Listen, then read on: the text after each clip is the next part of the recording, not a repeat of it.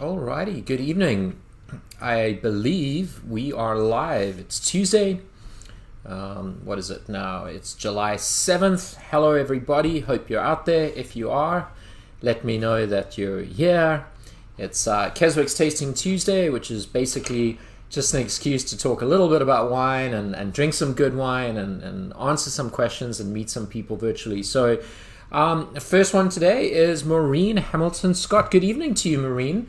Hope you're doing well. Valerie is there. You made it home safely. It's great to see you. Thank you so much for all your help today, Val. Very much appreciated. There's Lynn Pantos. Good evening to you, Lynn.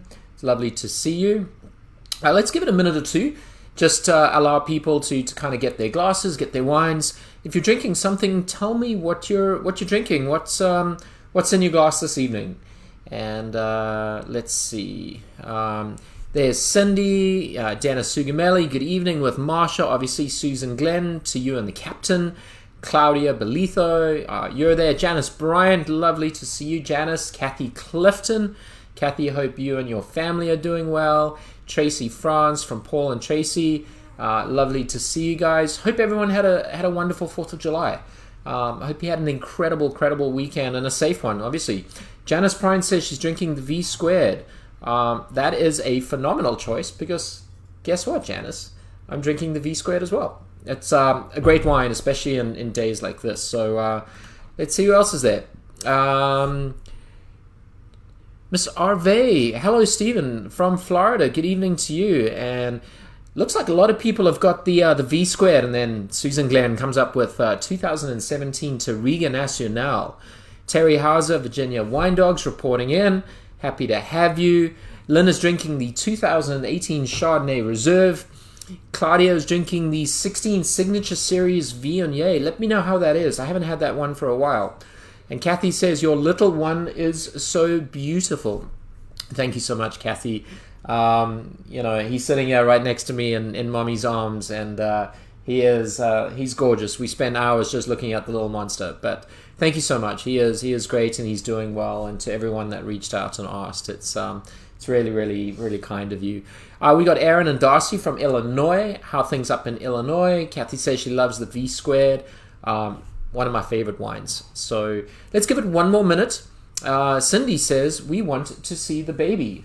So before we start, I think to get your dose of baby and my lovely wife, do you want to show Mr. Alakai? Alright. Alright, I got it. You want to see the baby? There's the baby. There's my little baby. Hold on, let me see if I can. There he is. Yeah, future winemaker, future astronaut, ballerina, soccer player, gymnast, scientist, philosopher, thinker, football player, who knows? World's his oyster. But there he is. Just fed, so probably going to take a nap. But there's Alakai Reese Barnard doing really well. 12 days old. Beautiful little thing. So there, right up. There's your camera. All right, you're shy. All right, can you go back to mama? Love ya. All right. Perfect. All right, folks. Got a few things to talk about this evening. Trish says, hello, so cute. Are you talking about me or the baby? But we want to talk about the next Tuesday's tastings. The barrel samples we're sending your way in the next 3 Tuesdays. We're also going to talk about some of the bundles that are on the tasting room. But today is a bit of a filler day, and wanted to talk a little bit about the business of wine. And answer some questions that we've got. Frank Morgan says, what a cutie. Frank, hi to you and your family. I saw some of the photographs on Facebook. Sounds like you had a wonderful weekend. Because I get a lot of questions about where is Keswick going? Where's Virginia? What's the state of Virginia wines? How are your styles of wines that you're making now? How comparable are they to last year's wines or previous year's wines? What does the future look like? Where are we going as an industry from a macro level? Where are we going from a regional level, call it from a meso level? And then obviously on a micro level, where is Keswick Vineyards going? So, and then talk about impact of wines, what we are doing as growers first and foremost, how we're trying to mitigate sort of environmental influences, and what we're doing in the cellar, because what we do in the cellar is very much determined by you, the customer. At the end of the day, it is a business. We're a product, we product manufacturer. We're in the hospitality business, all of which sort of kind of resonates with the overall experience. So I think first and foremost, what I'd like you to know is that I am amongst other people, very, very passionate about Virginia. Virginia as a state, Virginia as a wine producing state, as an area. Now, I don't think Virginia is an emerged area. I think it's an emerging area. 1976, 75, that's when the first vineyards went in. So the obvious thing that I think of is that we don't have a lot of history. We don't have a lot of sort of years of sort of experiment and learning. And the more we do this, the better we're going to become. The other thing about Virginia that strikes me as something difficult from a marketing point of view, because it's really difficult to really in one sentence define this great state of Virginia. If you think of Central Virginia, the Monticello area, if you go Northern Virginia, Southern Virginia, you go into the Shenandoah Valley, you go to the Eastern Shore, I mean, your soils, your elevations, your terroir is so different, and the styles of wine. Take Viognier, for instance. I mean, you can get Viognier that is tank and barrel and apricot and peach and sweets and dry, none of which are any less Virginian than the other. But the fact is, there's not a single stylistic adjective that really can define the state. I think we offer incredible diversity in sort of growing conditions and varietals. I think we also offer incredible diversity in terms of styles, and that is really, really hard, because I think, and jump in here if you want, as a consumer, is it really important to buy year in, year out with confidence? Are you okay with getting wines that are reflective of very sort of different growing seasons? Take 17, 18, and 19. Very, very, very sort of different. So hence, if the philosophy as a grower, as a winemaker, is that the wine reflects the grape, reflects where the grape was grown and how the grape was grown, obviously environmental influences of rain and sunshine and a long growing season and a short growing season, frost, heavy crops, low crops, that's going to really impact the quality of the wine. And it's obviously our job as winemakers at that point is to really try and create a style that is recognizable to you, the customer, as number one, Virginian. At the end of the day, what I love about this area is there's such a camaraderie, there's such a wealth of knowledge, and then a willingness to share that knowledge. I think that is really, really important. I think that's also going to accelerate the growth potential of this industry, is that growers, winemakers, we're communicating. We're telling people how we're doing it. We're talking about what works and what doesn't.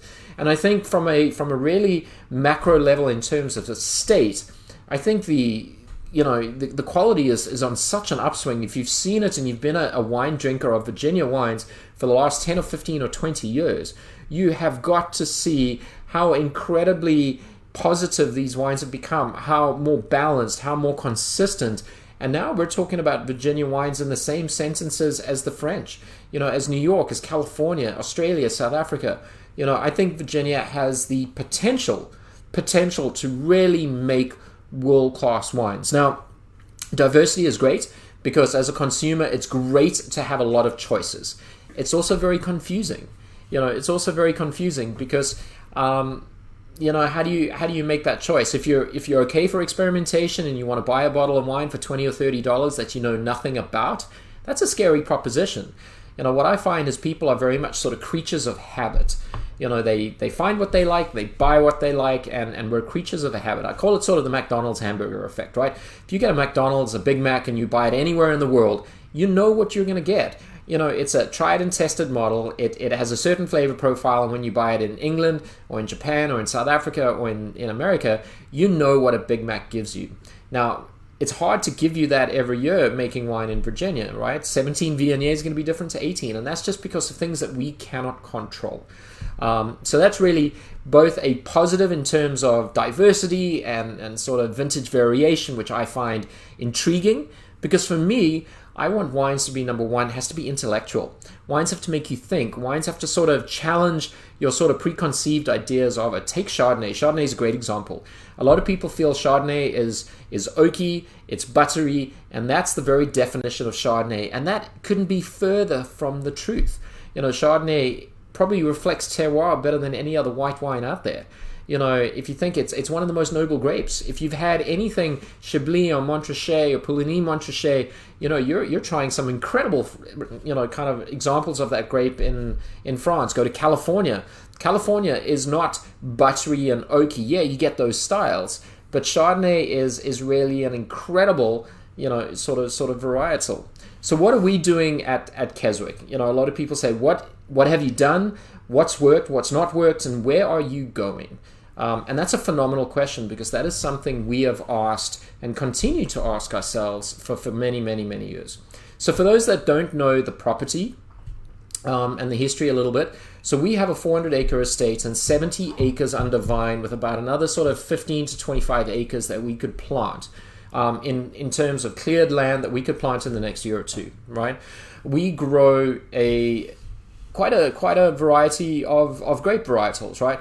On the whites, it's Viognier, it's Verdeo, it's Vidal, which is interplanted with Viognier, and a Chardonnay.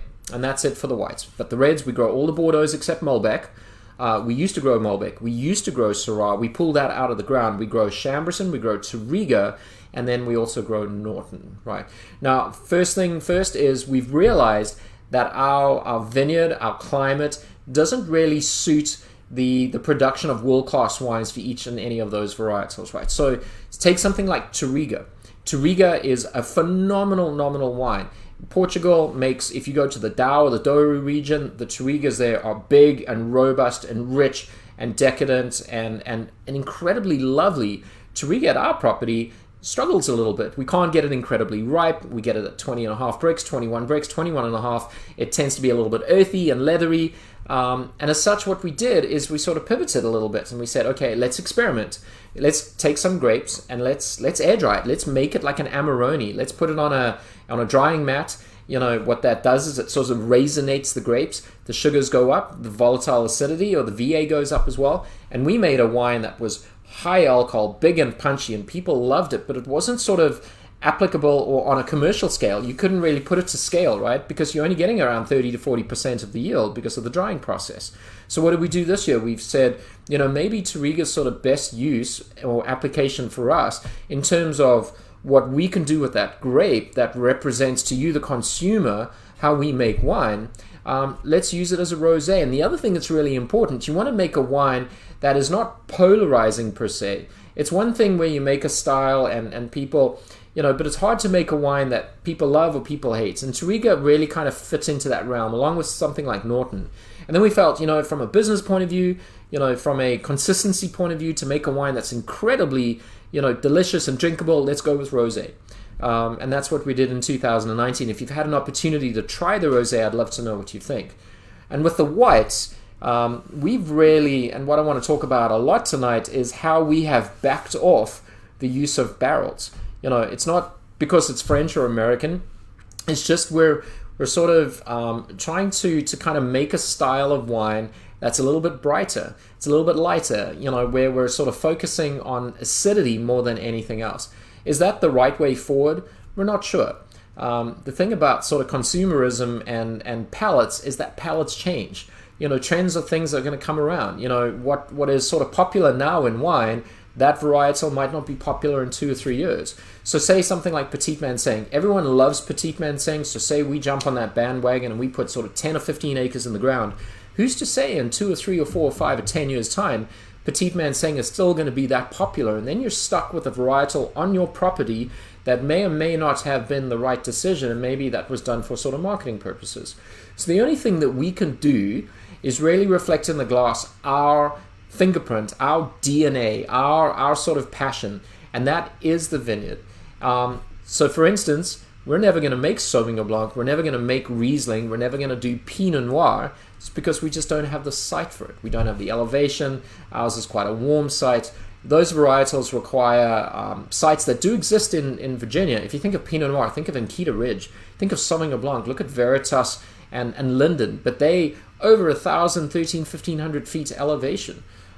We can't do that. So the only thing we can do as growers, we're not winemakers, we're growers, and I think that's very important, is the only thing we can do is plant varietals that do well in our property, on our climates, and then sort of handle it minimalistically, because the philosophy, and we talk about it all the time, is that we want to reflect in this glass of wine how the grape was grown, because it's the only thing that makes it unique.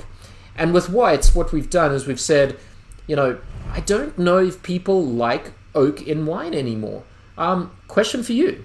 Do you like wines with a lot of oak? Out of 100 people, I would imagine, say 20 people say, I love oaky, buttery Chardonnay. I would imagine, and I would guess, in this part of the world, most of the consumers that come into a Virginia winery are looking for wines that are vibrant and fresh and light and are sort of zingy in terms of the acidity. They're not looking for sort of really textured, oily, fat kind of wines, especially when you're kind of drinking wines in sort of June, July, August, 94-degree heat.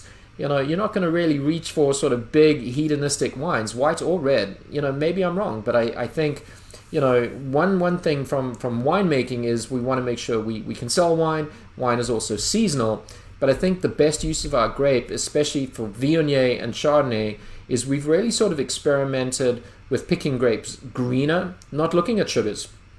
Looking at flavor development, trusting our palate, chewing a lot of seeds, chewing a lot of skins, tasting the juice, but picking on acidity, which Virginia doesn't have a lot of. Why don't we have a lot of it? It's because we're a hot and humid growing region, and we lose a lot of natural acidity at night because our nighttime temperatures are 60s and 70s.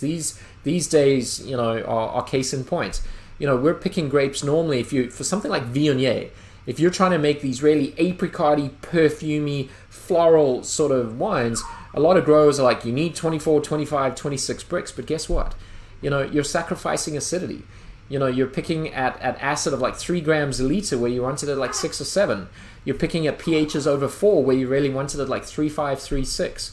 So we've sort of really changed our methodology in terms of how do we make wines more consistently, and I think picking earlier is one way to do that. And then how do we make wines that resonates with the consumer? Meaning, how do you get excited about Viognier again? How do you get excited about Chardonnay again? How do you drink something and say, that is incredible, I need and I want to have some?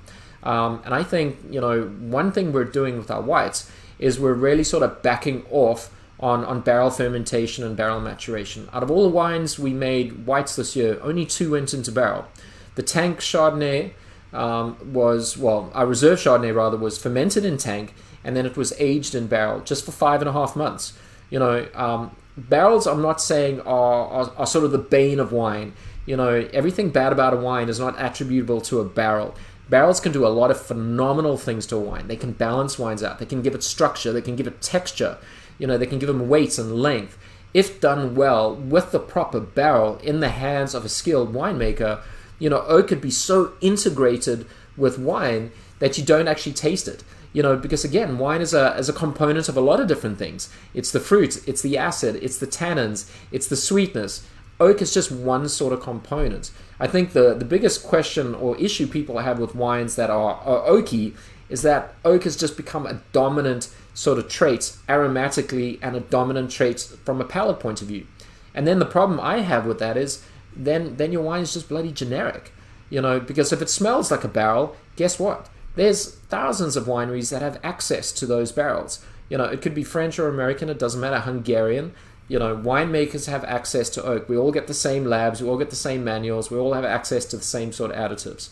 So again, what we wanted to do and what we've done is say, let's pick wines a little bit earlier, let's focus on the acidity and the pH, let's ferment them in stainless steel, and let's block the ML. And again, remember, we're talking about the dominant acid being malic acid and tartaric, and along with citric, but we're not allowing that malic acid, which is the green apple acid, sort of that Granny Smith kind of flavor. We're not trying to turn that into a lactic acid, which is a much softer, rounder, more supple acid. We're trying to conserve that acidity, which I think is the hallmark of our tank wines. And I think our 2009 vintage has really, really sort of come out and said, this is a style of wine that we really like. The V squared, the Viognier, the Chardonnay, the Trevelyan White, all of which are very sort of carefully managed in the vineyard, picked early based on freshness and vibrancy and acidity, managed very sort of reductively in the cellar, meaning we protect that juice. We add sulfur, we add dry ice, or we blanket them up. We're fermenting extremely cold, and we're looking at sort of low 50s. We're trying to make wines that are vibrant and and light, but not light that it's thin, not light that there's no flavor. I think these wines have incredible flavor. This is the V squared. I mean, aromatically, it bursts with sort of green, veggies, but in a good way. It's got that sort of nettle kind of component. It definitely has the apple, and it has the pear, and it's got freshly cut grass. Blindly you would say this might be sort of a Sancerre, like a Sauvignon Blanc from the Loire Valley. But it's still got weight and it's got texture. We don't need to put wine in a barrel to get texture and weight. We can use the dead yeast that that has initially conducted the fermentation, which is the sugar turning into alcohol. That yeast dies. That is really, really important. You stir those yeasts up, you get manoproteins, you get sort of the breakdown of that yeast, and it releases things into the wine that can build texture and can build weight, but it's not sacrificing acidity. The other thing is, a lot of people I chat to, and they say, we use RS, especially with Vineyard, we bottle our wines dry, that is 0.4, 0.5, 0.6. Those wines are, technically speaking, dry wines, because the human palate can really not pick up that amount of residual sugar at that level.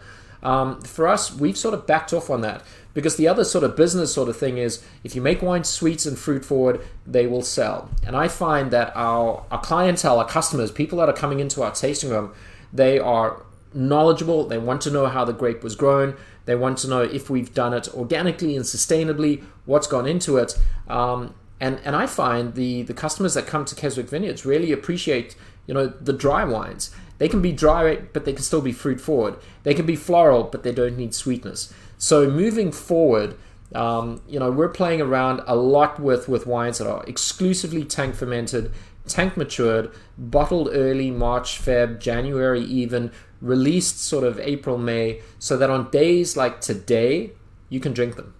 And you don't require food. You don't require heavy dishes to sort of balance out the heavy nature of the wine. These wines will age, 2, 3, 4 years, because they've got acidity, because hopefully they are balanced, but we really are getting away from oak, because we don't want oak. Chardonnay, when it comes off a vine, doesn't taste like a 2x4. It really doesn't. It really tastes like the soil, chalky soils, the minerality, the citrus. There's a lot of really lovely flavor aromas that come from Chardonnay that I think we can express better in a tank fermented wine in a bottle than it would in oak, because I think what oak does, sometimes it makes wine sort of generic. So so that's sort of the step for whites. A lot of people talk about the reds. What is our signature? What is Virginia's signature grape? I don't know. It's interesting. I hear a lot of people. I think most people think it should be Cabernet Franc, of which I think Virginia does an incredible Cabernet Franc. At Keswick, I think the 4 varietals that we do incredibly well is Merlot, Petit Verdot, Cab Franc, and Cab Sav. So we have planted our vineyards and extended. It took us 11 years before we put another vineyard in the ground. And the reason for that is we were looking for soils and characteristics that would mitigate the challenges that Mother Nature brings you. And our terroir is very much defined by rainfall. A normal year gives you 42 to 45 inches, but in years like 18, where we got 90, planting on good sites that are either really well drained from a soil point of view, or have row orientation or slope gradient, we only have 12.5% as our sort of steeper slope. So we don't get a lot of natural runoff, but what we do have is very sort of loamy, shale, schisty soils that really evacuate water. And we were looking for those characteristics, and we were really sort of intent on sort of planting Cabernet Franc, Petit Verdot, and Cabernet Sauvignon, and that's what we've done. The 20 acres that we've put in, all but 1 acre are those varietals. So if you want to ask what Keswick is sort of banking on from our reputation, that we think that we can make in terms of, we don't want to make wines that are just good as Virginia. We want to make world-class wines. Now that is a bar that's high set. When you talk about making world-class Cab Sav, I mean, you look at the examples of Bordeaux, and California. we cannot make, number one, those styles of wines. We have to be true to what Virginia is. We're not Napa, we're not Bordeaux, but we're something unique. We're still trying to express that. The problem is, from a consumerism point of view, you come out with a Cabernet, everyone has sort of that benchmark of Cabernet. So it could be Opus One, it could be Farniente, it could be Screaming Eagle if you've had the pleasure of drinking that wine. It could be Pauillac, Saint Julien, it could be Margaux. Virginia Cab is going to be different. Cabernet Franc, I think Virginia makes world-class Cabernet Franc. I will state that categorically. If you look at Chinon and Semur Champagny and Bourgeois, some of the really sort of lovely examples out of the Loire, I think Virginia makes world-class Cabernet Franc. Petit Verdot, got to be honest, I still sit on the fence. A lot of people love it as a varietal. I know some winemakers that are really in love with it as a varietal. I still tend to think of it more as a blending component, used very sort of sparingly with other varietals. And I sometimes feel that Petit Verdot needs to be blended with someone. Even if you're making a varietal Petit Verdot, I think sometimes it needs a little bit of Merlot perhaps, or a little bit of Cabernet Franc. But moving forward, what we would like to see is Keswick Vineyards, be defined as a red sort of producing estates, Cab Franc, Cab Sauv, Petit Verdot, and Merlot, and incredible Viognier and Chardonnay. And then you're going to have your other wines that are really going to be incredible introductions to wine. We're going to make incredible rosé from Touriga. We're going to use Chambourcin, and we're going to make a wonderful Chambourcin. And then we've got other smatterings. So that is the question I get asked a lot, is where are you going? What changes we make. Most of the changes we're making are all viticultural. It's planting in the right thing. It's growing the best grapes. It's about giving ourselves the best opportunity to make wines. Because in the cellar, we don't do a hell of a lot of work if we've done the work in the vineyard. In 2018, that's a tough vintage. That's where you've got to get in, and you've really got to ensure your wines are not reflective of all the rot that we had. They're not reflective of all sort of the underripe fruit that you're dealing with. Then the best winemakers will make the best wines in those years. But if you have incredible fruit, the job as a winemaker is really that of a conservator. You're really taking those grapes and those flavors and those aromas and the color that is naturally given to you by the product, and you're just expressing it in the glass of wine. And that at the core is our philosophy. But I think Keswick and Virginia both, we need to play to our strengths. Every vineyard is going to have different strengths. There's no certain varietal that really defines Virginia, I don't think. It's going to be very difficult to say this is what Virginia does well. If you think of New Zealand, you think, Sauvignon Blanc, obviously, from Marlborough. I think sort of Pinot Noir from sort of Martinborough and Otago. If you think South Africa, I think Chenin Blanc. If you think Bordeaux, you're thinking obviously Cab. Napa, you think Cab, Zinfandel. Every region has got that one varietal. Oregon, Pinot Noir. Italy could be Sangiovese and Nebbiolo. Virginia, I don't think falls into that sort of category. I don't think there's a single varietal that will put Virginia on the map. I think there's a bunch of varietals that'll put Virginia on the map. And that is really exciting. But for us, the six that I'm really, really excited about moving forward in terms of giving us the best potential to make world-class wines, Chardonnay and Viognier, Cab Franc, Cab Sauv, Petit Verdot, and Merlot. The style of which, by the way, is fresher, vibrant, back off on the oak. Now, we are making two Chardonnays. The Reserve Chardonnay, which we're bottling in a couple of weeks, it is matured in barrel, but it's fermented in tank. It's also picked with the intention of acidity and that conservation of acid. And it's you're not going to taste the barrel. You're not going to smell the barrel. But I think there's a textural quality that oak can do. But I think for the most part, people are asking, why are you making wines that are very bright and tank fermented? And I think maybe that answers it. So one of my favorites, the V Squared. I've got to hold it up somewhere where you can see it, maybe to the chip. V Squared, case in point. It's a phenomenal wine, but it's not going to be weighty. It's a phenomenal wine, but you're not going to have to age it for 5 or 10 years. It's a wine that you can drink. We're talking about light and bright, or white and bright, zesty and zingy. That's about it. So, for those that follow Virginia and drink Virginia, you've got a lot to be excited about. You've got a lot of choices. You've got a lot of incredible wine choices to sort of pick and choose from. And I think our job is to really, kind of take what was essentially a lot of wines. I mean, we made 4 wines with Viognier, and then we put it in with our Syrah and our dessert wine. Now we're only making 2. We used to do so many different sort of varietals. What we're doing is really, after many, many years, figuring out what our signature is, what our DNA is, what our vineyard's about, and then we're trying to express our sort of personality in a glass, being mindful that, you know, our consumers are expecting a certain thing. At the business of wine is we still want to sell it. So that's 30 minutes of me just rambling, I guess, for one question. So my wife is writing feverishly to the right, and let's see if there's any other questions that we can answer. And then we'll talk about our barrel samples and our tasting bundle that you can get, talk about the white wine bundle we're going to offer to you tonight, and then finish up with a thought of the day, and then go from there. So what do you think, sweetie? Any questions that we should sort of have a crack at? I've missed a lot of it, but Frank asked, do you always want to think about the wine you're drinking? Frank Morgan. The question is, do you always want to think about the wine that you're drinking? For me, yes. But I also want to do something else. I also want to feel something. You know, wine is pleasurable. At its core, wine is to give you pleasure. And the way wine gives me pleasure is when I'm sharing it with people. And that's the emotional aspect of wine. You know, the one question I always get is, what's the best wine? What's the best bottle of wine you've ever had? Now, people expect it's going to be this fancy Bordeaux, it's going to be a 50-year-old wine. It's not. It was a $20 bottle of Australian Shiraz that I shared with my wife the day before our wedding in an empty townhouse that we had just bought, sitting on camper chairs eating pizza. The best bottle of wine ever. Because, yes, wine has to be intellectual. It's hard for me to drink a lot of Keswick wines, Frank, because I'm constantly kind of, how did I do this? What did I do? And you second guess.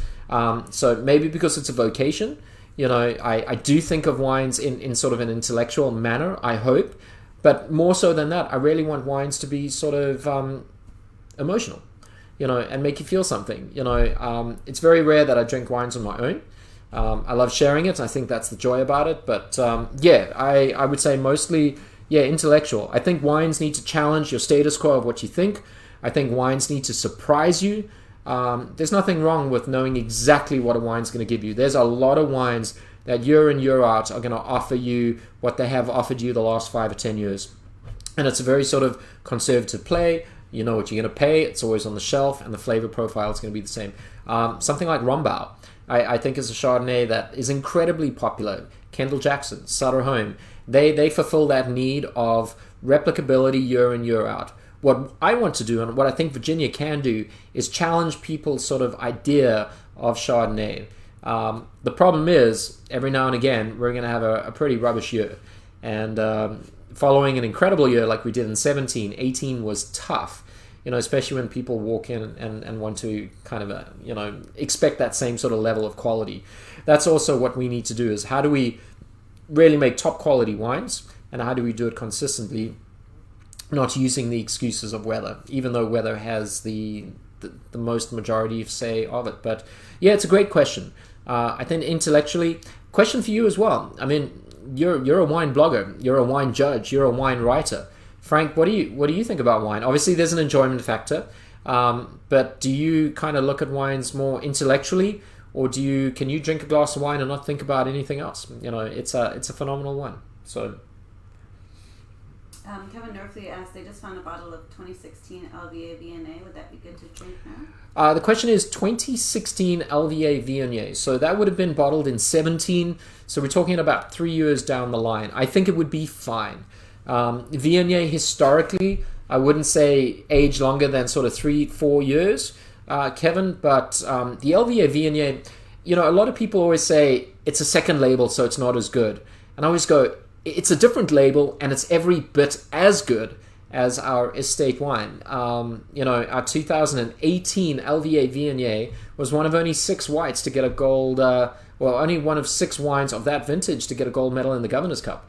And it did better than our 18 estate wines. You know, will it be okay? Absolutely. There's no doubt about it. I think all of our wines, you know, it's sort of a hard thing to make wines drinkable but age-worthy, and age-worthy but drinkable. I think the LVA is probably reaching its peak, you know, and if it has in the last year or two, it's probably got another year or two on it. I wouldn't wait longer. I wouldn't suggest aging LVA wines, you know, longer than sort of 2, 3, or 4 years, especially the Viognier. I think they're phenomenal, but I think Viognier is best drunk while it's young. Now, saying that though, we had a 2002 Viognier from Keswick a couple of months ago, and it was surprisingly phenomenal. But would I say you have to age this wine for 18 years to kind of get that? No. But at the end of the day, the intention is to enjoy wine, right? So you'd rather drink a wine saying that I could have laid that down for another 3 or 5 years versus drinking a wine going, that's past its prime, down the sink it goes, and it disappoints you. Wine at its core, for me intellectually, for most people, and for me included, it's got to be enjoyable. LVA 2016, I think it would be absolutely fine, but I would drink it. Why not tonight? Why not this weekend? The weather is perfect. Chill it. Have it on the deck. Enjoy Drew. You guys are great. Appreciate seeing you guys on the 4th. And once you do it, let me know how it is. I'd love to know, but I think it would be absolutely fine. So thank you for the questions. Great one. And speaking of 2016 VNA, Claudia is drinking the 2016 Signature Series VNA tonight. Enjoying it.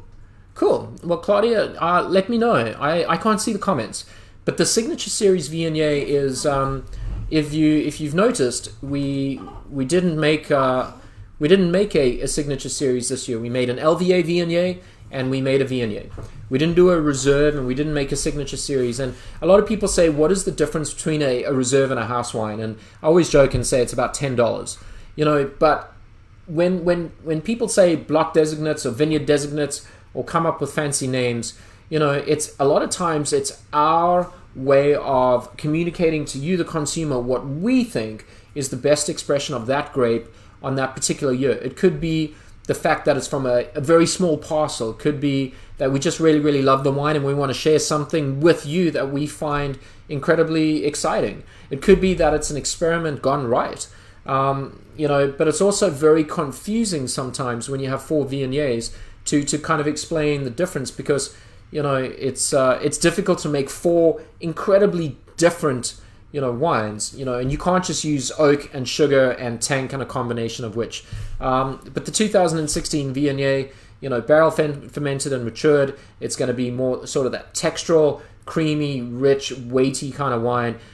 It's a Viognier for sort of the autumn and the fall. When it's getting a little cooler, when the sun goes down a little bit earlier, it's a phenomenal wine then. It's also probably more a food wine, than the Tank Viognier 19 or the LVA Viognier. But I'm so glad to hear you're enjoying it. So thank you so much. Sylvia Miller, what are marketing strategies? That's a phenomenal question. At the end of the day, and by the way, this wine is phenomenal. If you're drinking the V Squared, I hope you are, and I hope you enjoyed as much as we did. We enjoyed making this, so I'm just going to take a sip, and then I'm going to chat to you, Sylvia. Give me 2 seconds.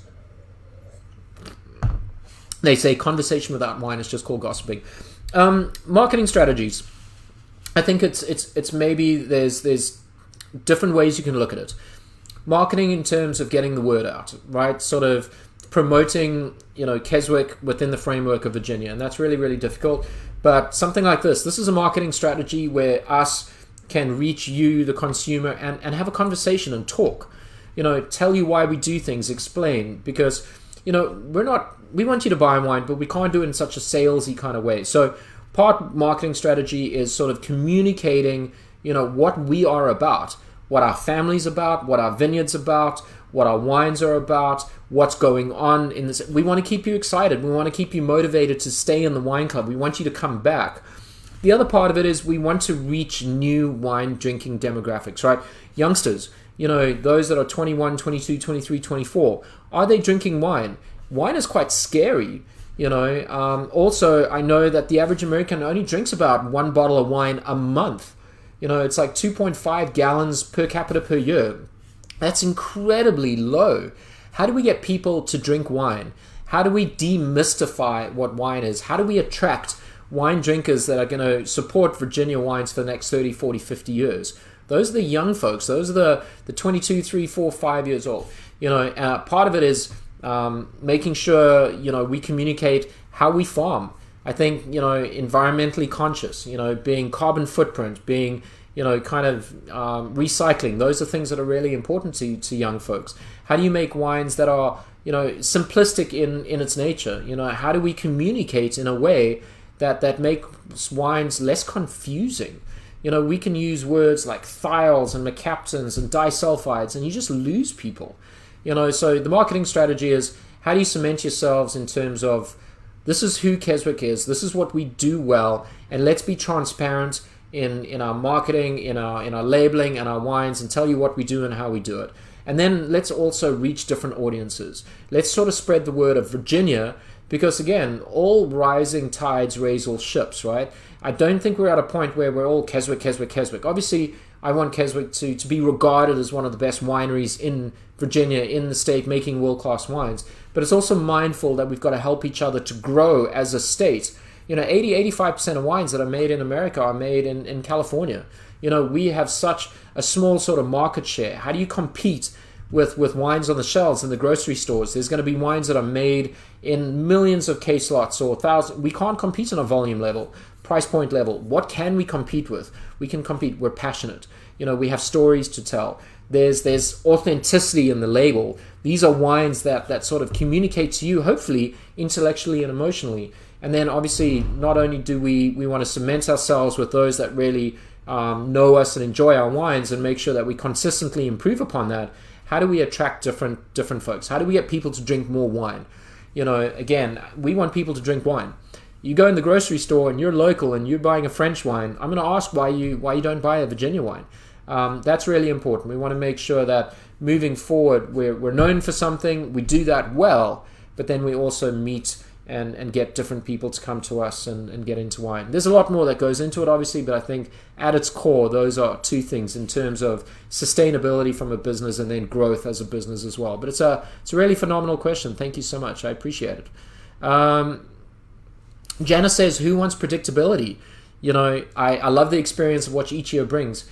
That is exciting to hear. That's exciting to hear. But, you got to ask yourself the question, Janice, are you reflective of the millions of people that drink wine? Is predictability a comfort blanket for most? I don't know. Virginia is going to give you that those differences. The vintage variation is something that's really real in some of the major wine producing areas in the world. South Africa's vintage variation, Burgundy and Bordeaux in France, they has vintage variation. But how, even in a bad year, can we make wines that really reflect the strength of the vineyard? Because again, it's the vineyard that makes Keswick unique. It's not me. It's not the tanks. It's not the barrel. Every winery has winemakers and vineyard managers. It's the vineyard. It's the soil. It's the age of the vines, the row orientation. It's all those things, those intangibles that cannot be replicated anywhere in the world. And while I love the fact that each year is different, it's also difficult to sort of sell that. We get a lot of people going, I love the 17. And we're like, that's phenomenal. I'm glad you did. Be open to what 18 is going to give you. It's going to be different. But who wants predictability? I'm so glad to hear that it's not a big deal for you. So let's see. Other questions? So Frank says, speaking of marketing, younger groups are drinking lighter alcoholic beverages like White Claw over wine. Sure. Wineries would be well served to offer lighter wines or spritzier style wines. Yeah, it's Frank, it's absolutely true. White Claw and seltzers and wine, and wines in a can. Those are segments of wine marketing that we really need to look at, and we've spoken about it. We've spoken about sort of packaging materials, more sort of contemporary packaging materials to really catch the eye of consumers. Are we ready to make spritzy wines? I think with our V squared and some of our tank fermented wines, there's a slight spritz to it, but it's a valid point. I think you're 100% correct. It's a great segue into wine. I would love for people to be making those wines. Will it be us? We don't know, but it's a point well received, and I agree 100%. The market segment for can is like $2 billion or something like that. It's crazy. What I love about it is it sort of challenges the status quo of wine. Dusty old bottles that are 30, 40 years old. what I really love about wine is that it's approachable. It's fermentable grape juice, for God's sakes. We've got to demystify wine. We've got to make wine less confusing and less intimidating. That I think is the way forward. But that's a great point. And I think you're at the front line of that, meeting other wineries and writing about wine and traveling. So I appreciate that comment, and I agree 100% with you. So some more past vintage questions. Kathy Clifton found, I think everyone's clearing out their wine cellar in the quarantine. Yeah. Kathy Clifton found a 2012 LVA V&A. It's been stored in the wine cooler. Wants to know if that's still good. Kevin Northley found a 2012 Estate Reserve Norton. Oh, Lord. So Kat's saying everyone's clearing out their cellars and finding some 2012 vintage wines. Kathy, to your question about the LVA Viognier, I have no idea. I don't remember the wine well. I remember the cabs and the cab francs, and we talk about that. The LVA Viognier 2012, I would say it's probably going to be 50-50. If it was stored in correct cellars in a cooler, it might be good. It might be decent. It's going to be very different than what it was initially. But again, what a wonderful opportunity to taste a wine that's now 7 years old in a bottle. And then if you love it, post about it. And if you don't, just keep quiet. As far as the 2012 Norton, I'd hate to say it because I don't like the grape. It's not my, and I know people get upset that I should say positive things about everything. And I also think in terms of the transparency and just being open as a consumer and as a winemaker, I'm not a big fan of Norton, the wine, the growing and all that stuff. But the 2012 Norton Reserve, I do remember. It actually was probably the best wine that we made. I remember it getting a double gold in California and San Francisco or something like that. What it would taste like now, I've tasted some older Nortons and they become very leathery and earthy and garrigue, not that sort of grapey, pixie stick tart kind of character as they have when they're young. That might be a decent wine. Again, if the wine were stored under correct cellar facilities. 2012, again, it's a 7-year-old wine. Both of those wines might be okay. But I would love to hear, once you've cracked them on, what you think about them. So, oh my God, Annette Barnard. Hi there, Ma. Hey, Mama. Mom's in South Africa, and I don't know if she got to see her grandson. So I don't know if you're still watching, but at the end I'll give you a sneak peek of Alakai. Let's talk about sort of next week what we're doing. So we are doing, starting next week, we're doing a virtual barrel tasting. Now, for those of you who have ordered your bundles, we appreciate it. I finished hand bottling all of them today. You're going to get 2 Merlots, you're going to get 2 Cab Francs, and you're going to get 2 Cabernet Sauvignon. All of them are 2019 except for the 17 Cab Sav, which is our ultra premium wine. Starting next week, we're going to focus on 2 varietals, 2 wines of the single varietal each week. So next week is Merlot, the following week is Cabernet Franc, and the following week is Cabernet Sauvignon. Can you still order the bundles? You can, and you can order up to midnight on Thursday. However, the wine needs to be picked up at the winery. The reason for that is, number one, it's incredibly warm, 95, 96 degrees. We don't want the wines to... For shipping in Virginia, but yes, but if you're in Virginia, you can order and have the wine shipped tonight. It's $99 for the bundle. Shipping is included because we get next day. You can order through midnight on Thursday, and then you can pick it up at the winery up until Tuesday afternoon. I think you're going to be excited about these wines. Then you join us for the tasting. We're going to talk about the differences between the 2 Merlots. One's a reserve, one's a block, whatever it may be. And then we're going to give you an opportunity to sort of buy them. Talking about the wines, we have sort of a white and bright bundle, for a lack of a better word. It's the Tank V Squared, which I think is phenomenal. One of my favorites. The Tank Chardonnay, which I really love. The Tank Viognier, which I really love. That bundle is available on our website, and it's $65. That's a 30% discount. If you want to, it's the featured wine bundle on the web page. It's keswickvineyards.com. What I would suggest though is, if you do buy it and you want it shipped, give it a little bit, let us hold it, and let us ship it to you when it's a little bit cooler. So yeah, that's it. We've got some really, really exciting things coming down the pipeline. What was lovely about hand bottling 300 odd bottles today, it's I got to taste. I love the 19 vintage wines, and I think you will too. I think the Cabernet Francs are phenomenal. The Merlot and the Cab Sav, we've got some really, really exciting things to kind of share with you. But yeah, hi Ma. It's really early. God, it's about 2 o'clock in the morning. What are you still doing up? But thanks for joining, and stick around. I'll show you Alakai at the end. Any other questions? Lynn says 1 bottle a month. Who are these people? A great deal of the majority, Lynn. It is amazing, and it's a statistic that sort of surprises me. The other statistic that's always surprising is that most wines are drunk within 24 hours of purchase. So again, people say if you make fruit-forward wines, drinkable wines that you can drink right now, you're going to do well. And there's probably some validity to that. But at the end of the day, it's incredible to see how few people actually drink wine, and that's part of the marketing strategy. We've got to get people to drink more wine. Part of that is education and demystifying wine and making it simplistic, and just sort of talking in ways that make people want to drink it. So let's see who else is there. There's Frank's comment. We sort of did that. Marsha said, oh, sorry. Go ahead, Kat. Dennis asked, do you have an idea what's going to be available from the 2020 vintage? 2020. Dennis Sugamelli asked, what do you think will be available from the 2020 vintage? The honest answer is not a hell of a lot, in terms of volume, but I am confident that we are going to be making a varietal Merlot, a Petit Verdot, Cab Sav, and Cab Franc.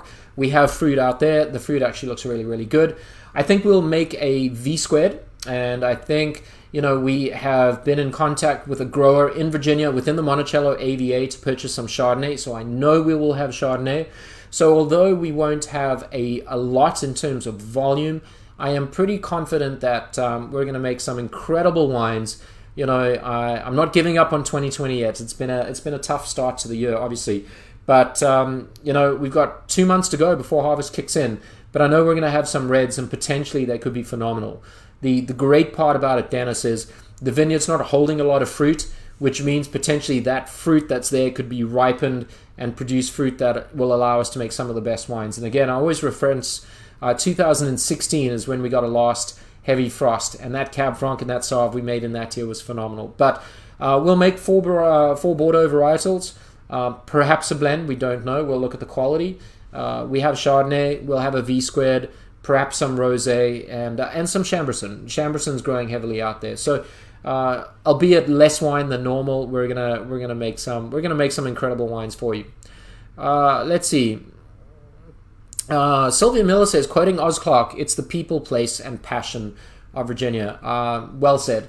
Absolutely. What I love about Virginia, and working with colleagues that are so passionate about this industry, about learning, about sharing, and I think the future is really, really bright for this state. So what we've long sort of thought about is that Virginia makes incredible wines, and we really, really do appreciate the fact that you drink local. Susan Glenn says, do you think there will ever be a good year with an even number again? Absolutely. I'm hopeful that 2020 is going to be an incredible year in terms of quality. Don't forget, 2010, 14, and 16 were phenomenal vintages.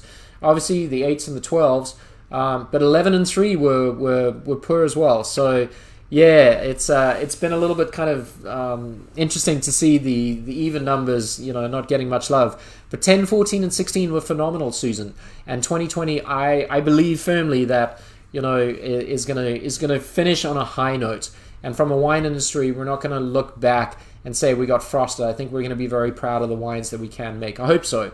Obviously Mother Nature has to give us a hand, but I'm hopeful that'll happen. Let's see. Lynn says not crazy about Norton. Agree with you about Norton. Again, Norton is a bit of a polarizer. There are those that love it. Mary Grablunas, she loves it, and God bless her. But again, wine is, to quote Frank Morgan from Drink What You Like blog, it's drink what you like, how you like, when you like. Don't let anybody tell you the best way to enjoy a wine. The best wine is the wine in your glass. If you want to have steak and white wine, chicken and red, you want to put ice blocks in your wine, and that's how you enjoy it. from an enjoyment point of view, that is the best way to enjoy it. So again, drink wines, be experimental, try different things, but always remember that wines are made from, at least our point of view is, wines are made to be drunk. Wines are not made to sort of collect dust on a cellar. They can, if the intention is to drink them in the next 5 or 10 years, and the reason for aging is that the drinking experience is going to be better. But we don't want you to be holding on to wines for 20, 30, 40 years just to have them. All right. Let's see what else. This show does that. I'm not sure what's in reference to that, but hi, Chris Schoenberg, my sister-in-law. Hope you're doing well. And to Tiger Lily, give her a hug and a kiss. What else? I think that's kind of about it. 7:55. So let me just run through everything again. The barrel tasting bundle starting next week with the Merlot.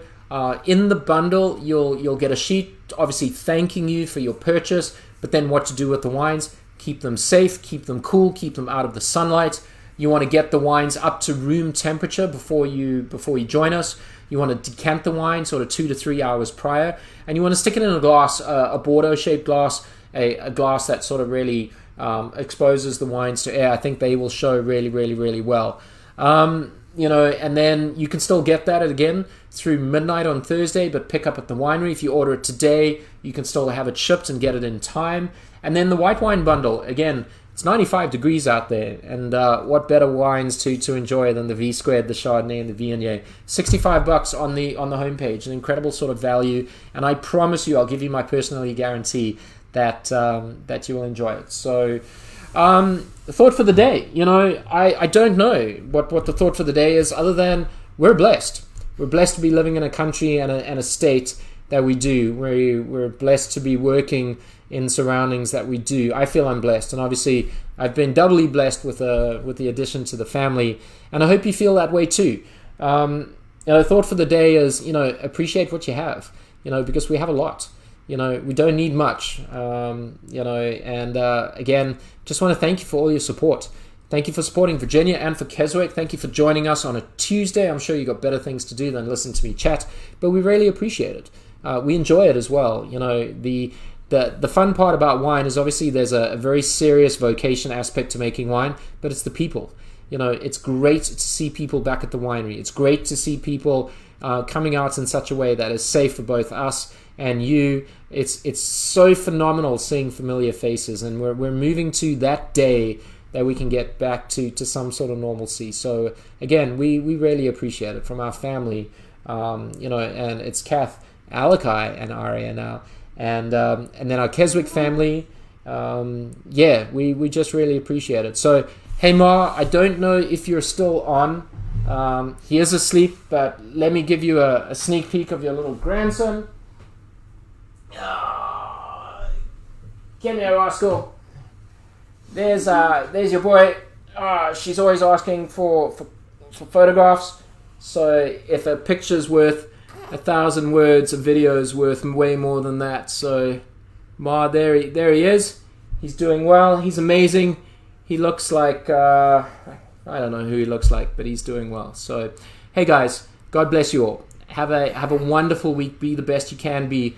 We'll see you next week, Tuesday at 7 p.m.